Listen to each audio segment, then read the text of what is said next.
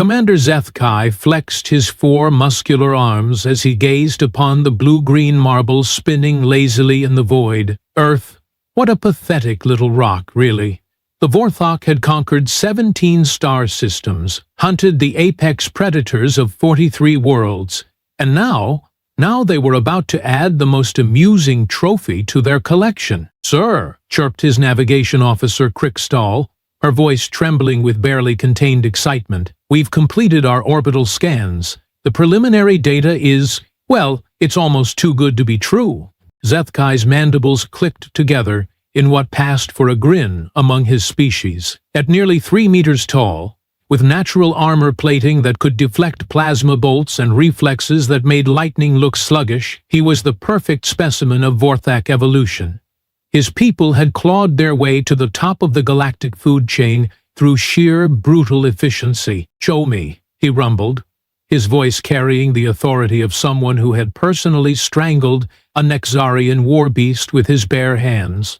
The holographic display flickered to life, showing detailed scans of Earth's surface. Cities sprawled across continents like infected wounds, teeming with billions of the native inhabitants. The humans, "Look at them," Zeth'kai said, his tone dripping with disdain.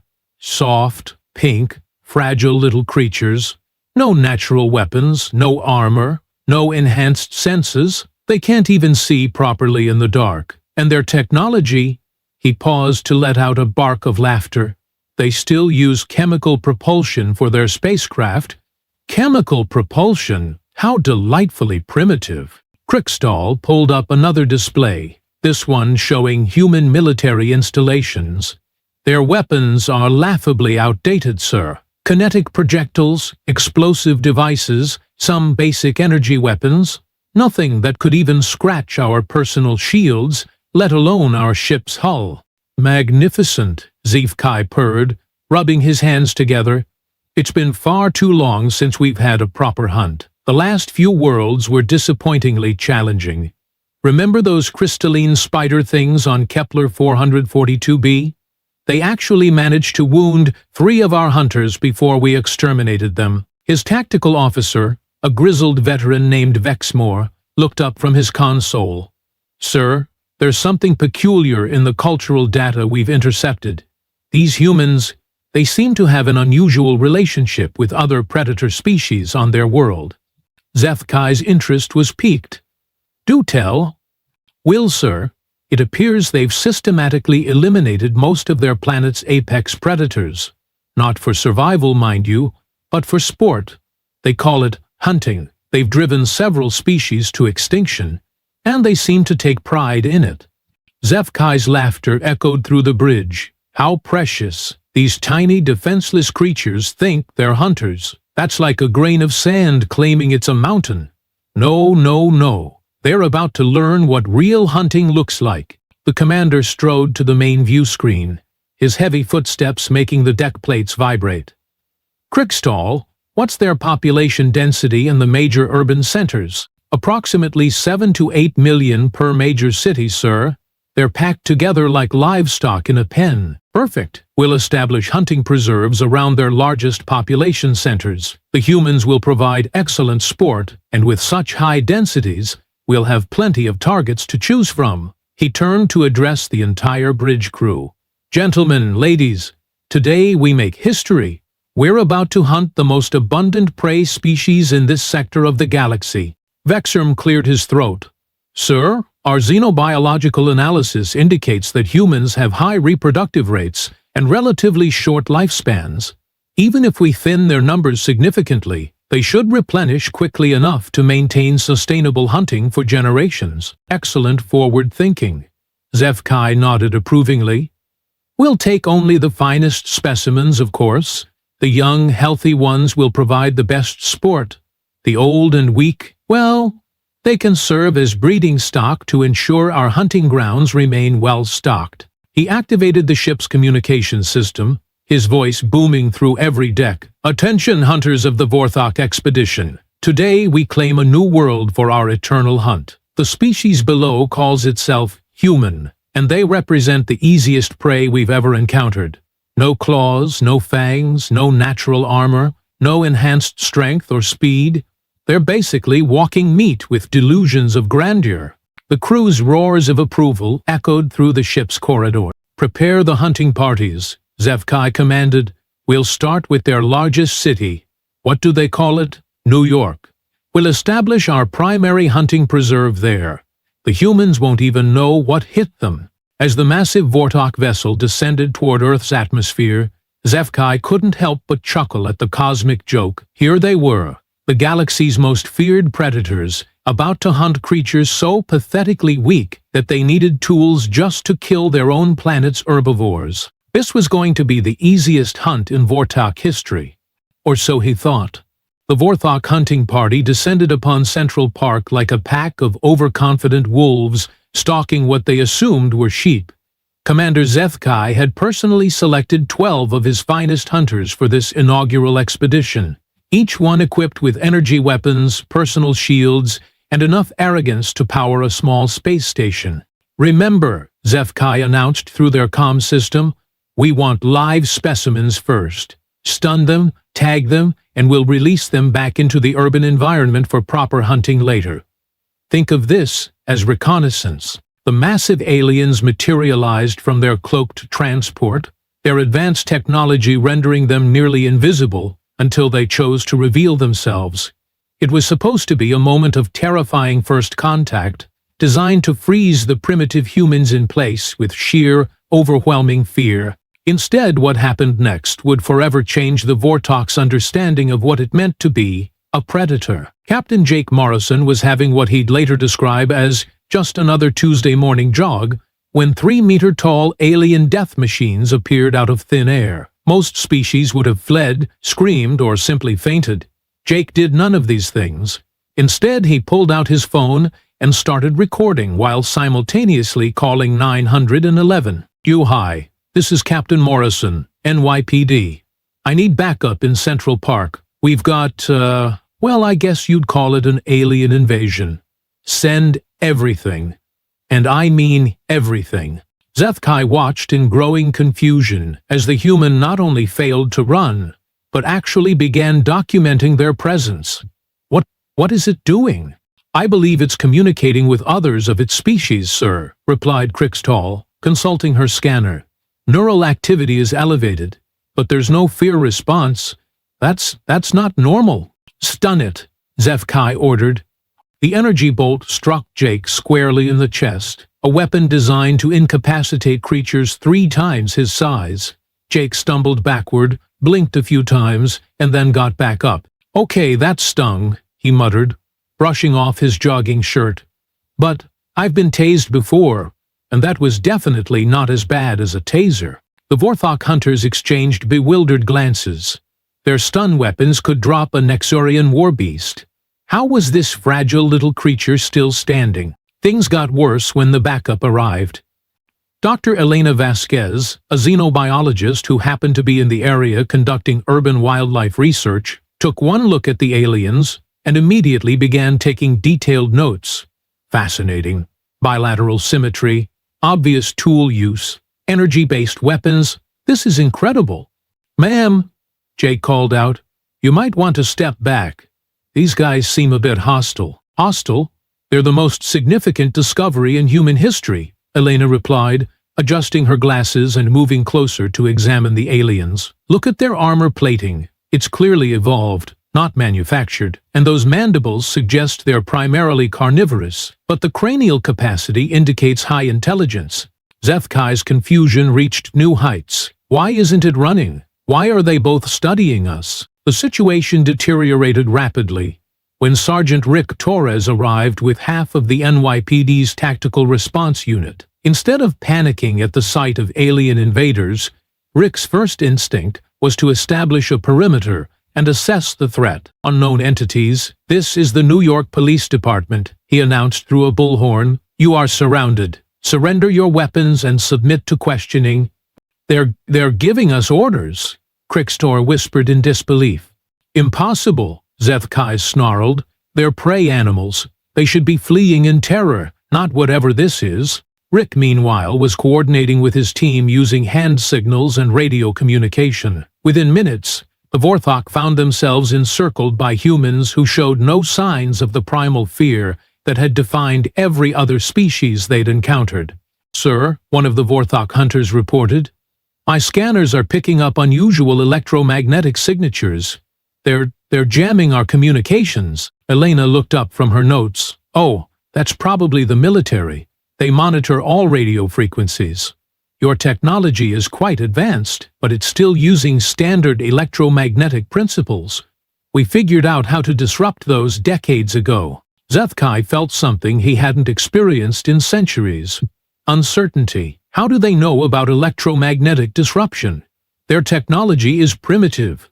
"Sir," Krikstad's voice was tight with growing panic. "I'm detecting massive movement patterns throughout the city. Thousands of humans are converging on our position.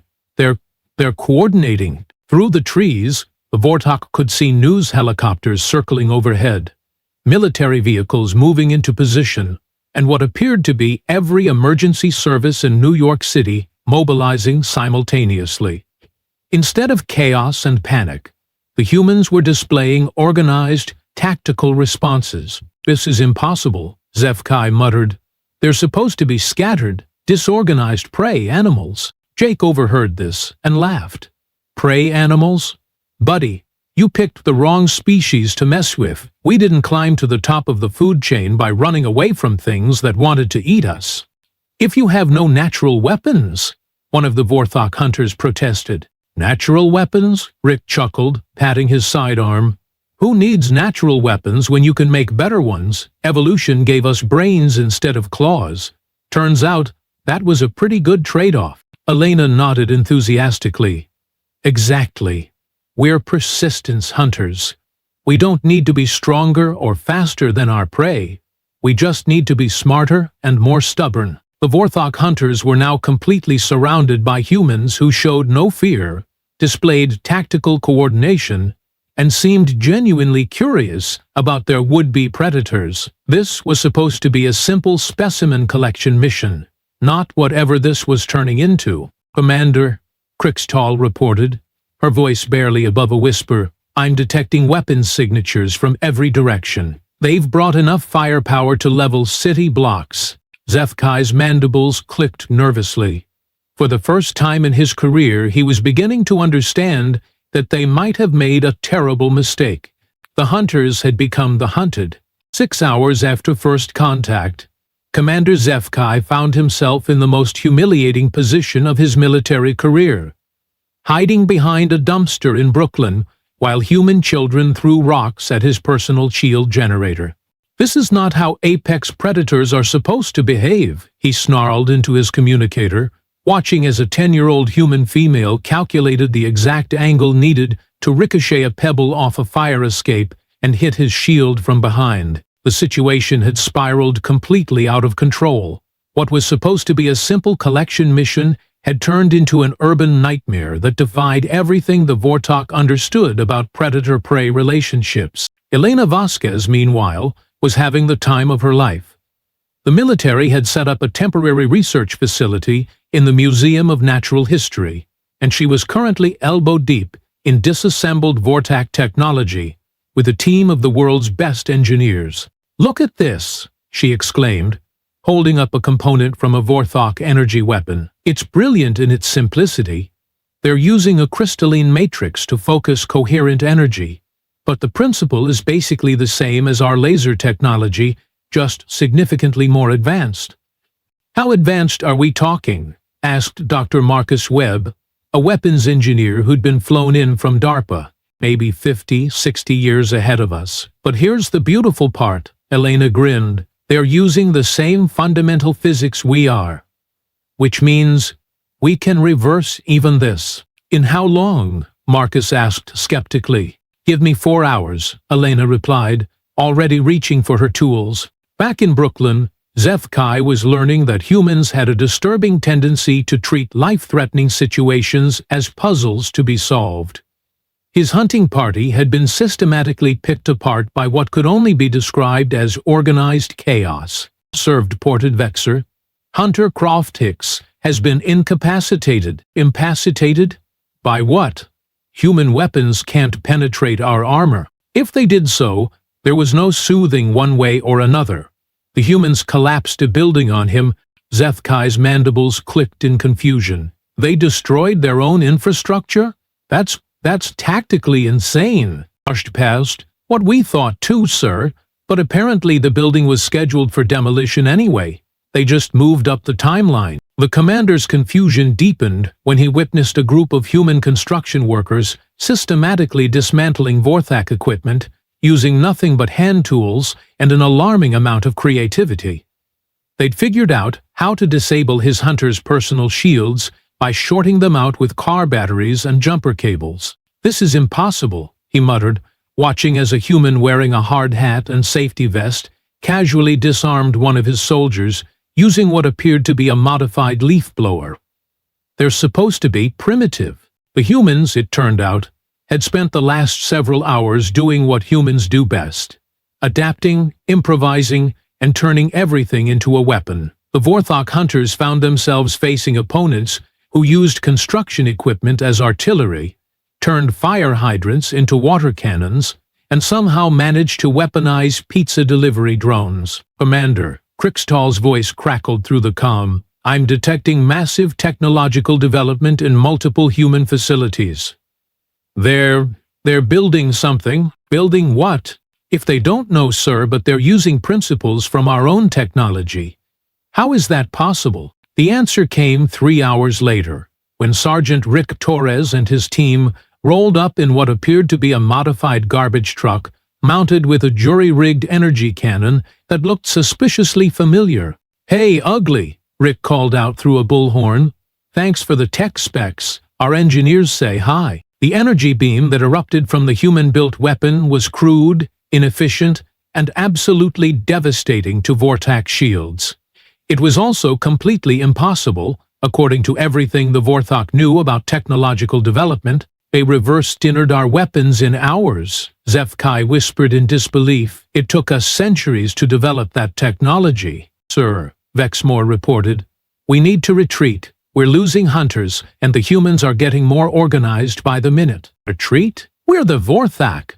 We don't retreat from prey animals." "Sir, with respect, I don't think these are prey animals." The emergency evacuation to their orbiting ship was a disaster. The humans had somehow managed to track their transportation signatures, and the Vorthak found themselves dodging hastily assembled surface-to-air missiles that shouldn't have been able to target their cloaked vessels. "Are they doing this?" Zeth'kai demanded as their ship shuddered under human weapons fire. "Unknown, sir, but they're adapting to our technology faster than we can counter their adaptation." Once aboard their ship, Zeth'kai immediately sent a priority message to the Vorthak Fleet Command: "Send reinforcements, all available ships. This is not a hunting expedition anymore. This is a war." The response came back within minutes. "Negative. No reinforcements available. Handle your own mess." "What do you mean, no reinforcements?" "Humans hacked our communications network 2 hours ago. They've been broadcasting our tactical discussions to every major military installation on their planet. Also, they've somehow managed to contact 17 other species in the local sector, warning them about us." Zeth'kai world collapsed. "They hacked our communications. How?" "We don't know, sir. But they're demanding to speak with you directly." The main view screen flickered to life, showing Captain Jake Morrison sitting in what appeared to be a military command center, surrounded by humans who looked disturbingly calm and organized. "Commander Zeth'kai," Jake said pleasantly, "we need to talk." "You're prey animals," Zeth'kai roared. "You can't make demands." "About that," Jake replied. "We've been having a conversation with some of your previous hunting partners. Turns out, a lot of species in this sector have some grievances against the Vorthak. We're organizing a little get-together." The tactical display showed 17 alien fleets converging on their position. "Join the commander," Jake added with a smile that didn't reach his eyes. "You might want to check your ship's internal sensors. We've been aboard for the last 20 minutes. Zeth'kai spun around to find Dr. Elena Vasquez standing in his command center, calmly examining his tactical displays while several humans in military gear held his bridge crew at gunpoint. "Fascinating ship design," Elena said conversationally. "We've learned so much. Thank you for the educational opportunity." The predators had become the prey, and the prey had become something far more terrifying than any predator. They had become human. Commander Zeth'kai had never experienced true terror until he watched 17 different alien species coordinate their fleets with humans who had learned their military tactics from studying nature documentaries about pack hunting. "Sir," Crixtal reported, her voice barely a whisper, "the humans have somehow convinced the Nexorians to join their coalition." "The Nexorians hate everyone, sir. How did they manage that?" Zeth'kai stared at the tactical display in growing horror. The human fleet, which had somehow doubled in size over the past 6 hours, was moving in perfect formation with species that had been at war with each other for millennia. At the center of this impossible alliance, human vessels darted between the massive alien ships like dolphins swimming alongside whales.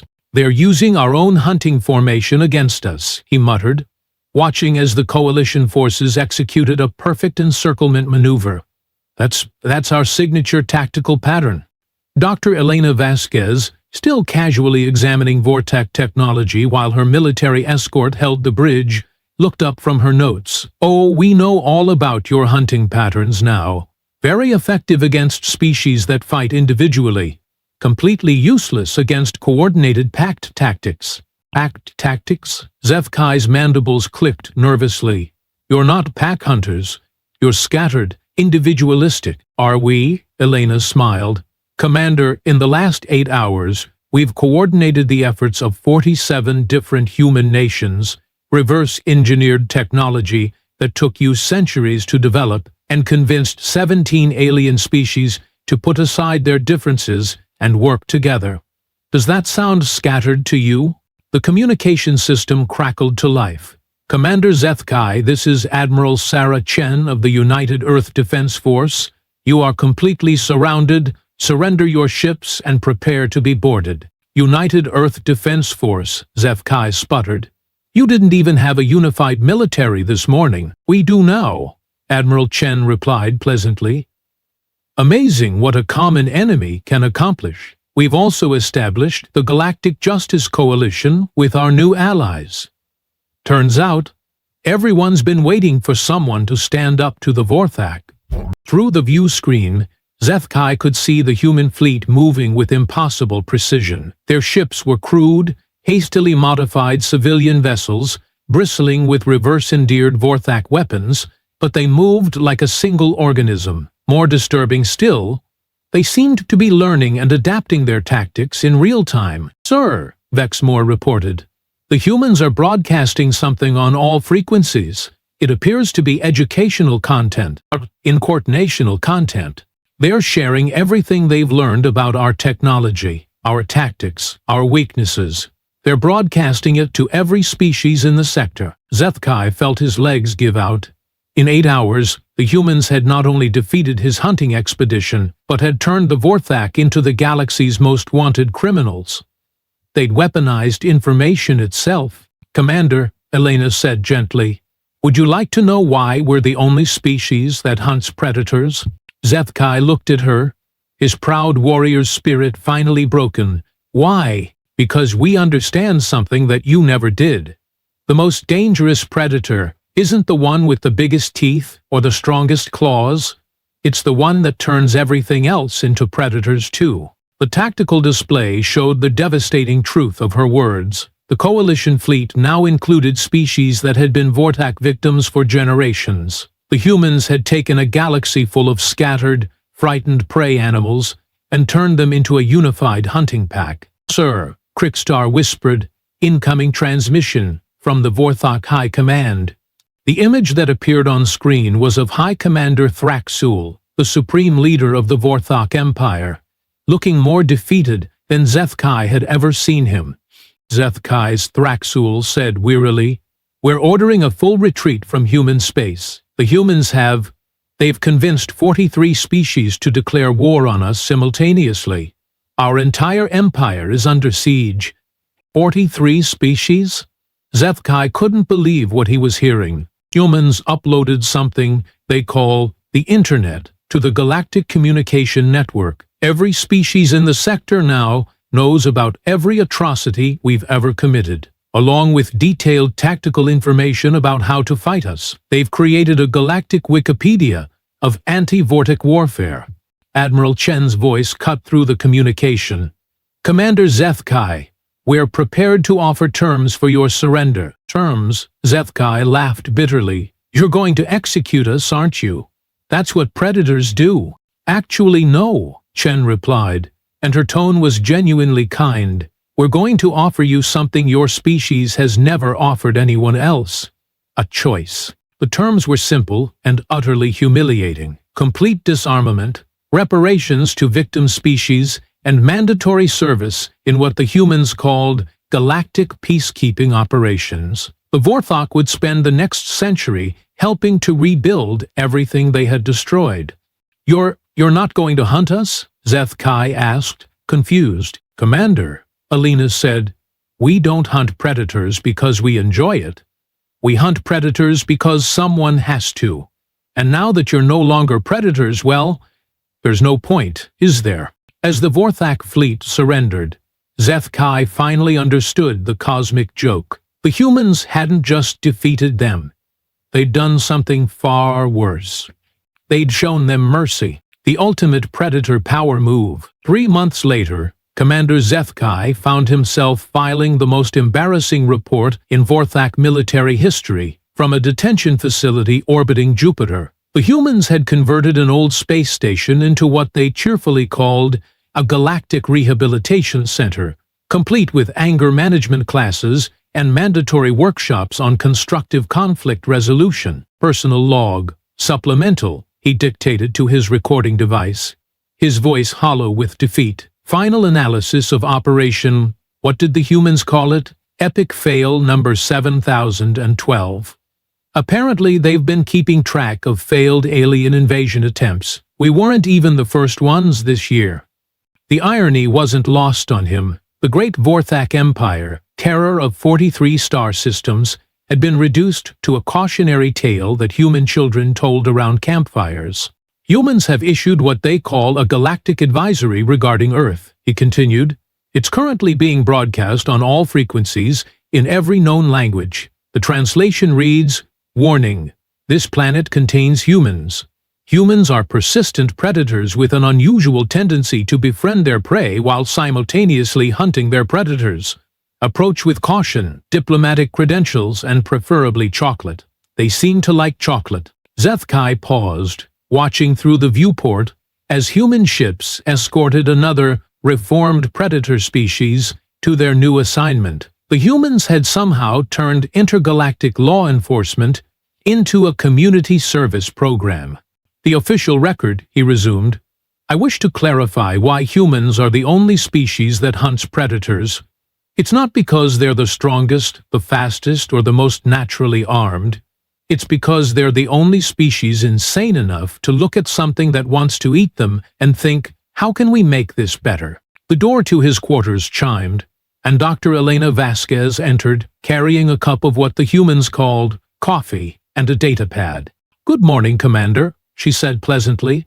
Ready for today's session on healthy ecosystem management? Do I have a choice? Of course you do. You can attend the class, or you can spend the day helping Captain Morrison teach basic self-defense to the Kepler refugees. He's been looking forward to showing you his rock-paper-scissors plasma cannon technique. Zeth'kai shuddered. Jake Morrison had somehow weaponized children's games. He'll take the class, he said quickly. Excellent choice. Oh, and Commander, the Nexarians wanted me to thank you. Thank me? For what? For bringing them together with humanity. They've never had so much fun hunting predators before. They're considering opening a joint military academy. As Elena left, Zeth'kai returned to his recording. Final note for any Vorthak who might be considering similar operations. Don't. Just don't. The humans have somehow convinced the galaxy that hunting predators is a team sport. They've turned our entire way of life into a recreational activity. He paused, watching a human child's drawing stuck to his wall. It showed stick figures labeled aliens and humans holding hands under a rainbow. The caption read, "Friends forever." Humans, he concluded, are the most terrifying predators in the galaxy. Not because they'll destroy you, but because they'll make you want to help them do it. The recording device clicked off, and somewhere in the distance he could hear the sounds of former galactic tyrants learning to play volleyball. The hunt was over. Humanity had won. Game, set, match.